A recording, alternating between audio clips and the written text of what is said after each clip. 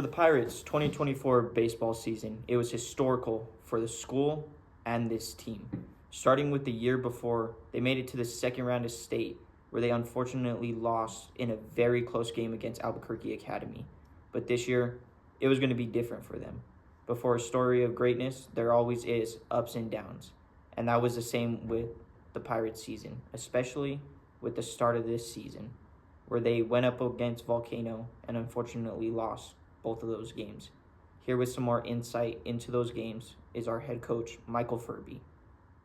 So I'm here with head coach Michael Furby, here to talk about the start of the season. How did you feel about starting off our season against Volcano?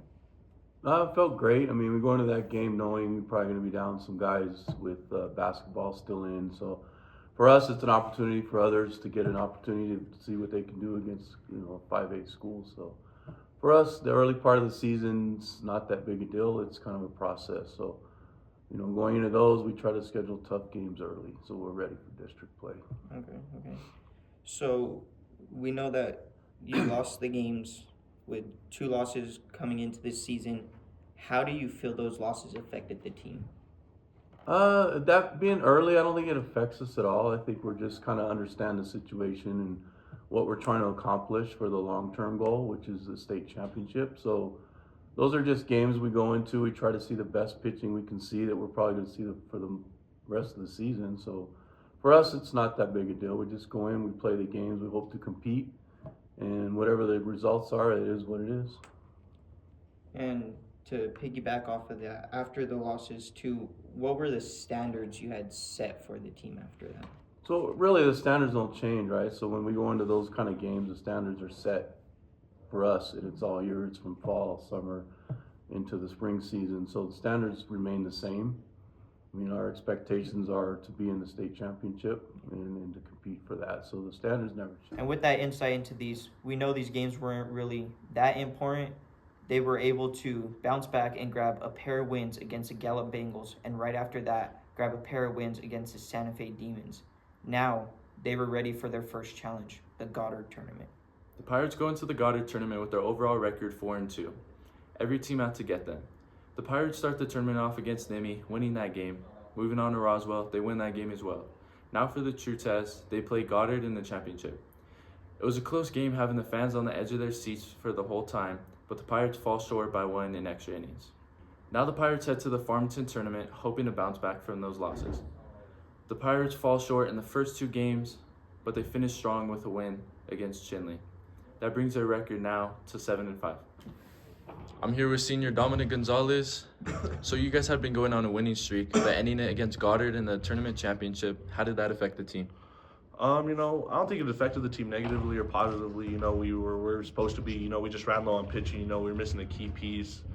But, I just really think that it didn't really affect the team too bad. Going into the Farmington tournament, were you expecting to go from the championship in the last tournament to playing for last place in the next? Of course, you're never expecting to lose 2 games at the beginning of a tournament. 2 games that we definitely could have won. But, of course, we weren't expecting to be there. Furby telling us, hey, we need to be in the championship. This, is where we're supposed to be. We just ran into a little bit of a roadblock there. What had to change in order to go from the losing streak to the run you guys had leading in the state? I just think, we after that, we kind of just, we went on a little run with Coach Eric, and we realized, hey, that we just need to trust our teammates, not really try to do everything by yourself, trust your teammates, lots of good players behind us, really just trust the team. With the changes Dominic Gonzalez talked about, they had 16 games ahead of them, where they went 15-1. With the record they had, they were able to secure the number 2 seed, previously the number 1 seed, going into the first round of the 2024 state tournament. So now that Grant secured the number 2 seed, they head into state and they face off against number 15 seed Portales. Let's get into a player's point of view going into state. All right, this is our senior, Nikolai Young. He's our first baseman, pitcher. So after the 3-game loss, you guys went on a 14-game winning streak, taking your last loss to Belen. How did you feel going into state? We were on a roll. We felt like the Belen game really didn't matter. Well, obviously it always matters, but we already won districts. We were just trying to get ready for state, prepare, to make a long run. But we were ready. We were locked in. I felt like we were in a good position after that game. So after the season finished, what were your expectations for state? I was expecting to just make it farther than we did the year before. You know, the year before we got bounced second round, so I was just hoping to at least get into the championship. You know, but we had good expectations going into it. All right, so you guys made state. What was the atmosphere like while you guys were in state?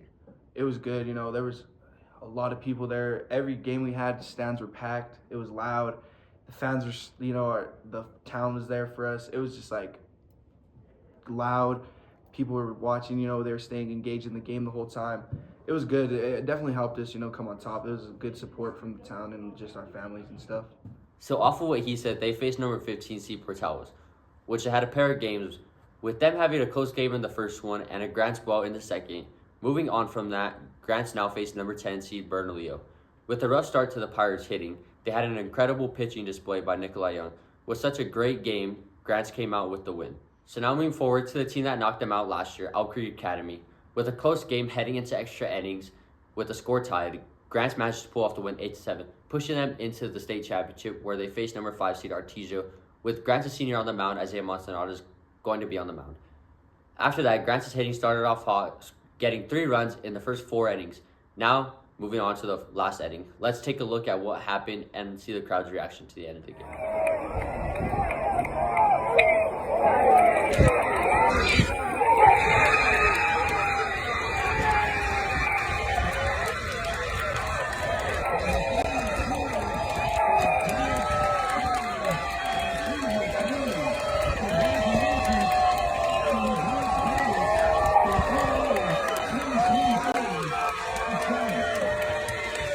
With their whole town behind them, they were able to make history and secure the first ever baseball state championship in the history of Grants High School.